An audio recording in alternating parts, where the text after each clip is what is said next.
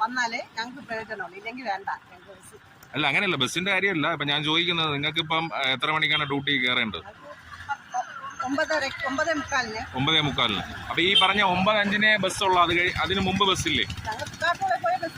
അങ്ങ് പോകണം, അത്രയും നടക്കണം. അപ്പൊ ഇതിപ്പോ ഈ റൂട്ടിൽ ബസ് ഇട്ടത് കൊണ്ട് നിങ്ങൾക്ക് പ്രയോജനമൊന്നുമില്ല. ഇല്ല. അപ്പൊ ഇതിപ്പോ നിങ്ങൾ ആരറിയിക്കാൻ വേണ്ടിയിട്ടാണ് ഈ ഒരു സങ്കടം നിങ്ങൾ ബോധിപ്പിക്കുന്നത്?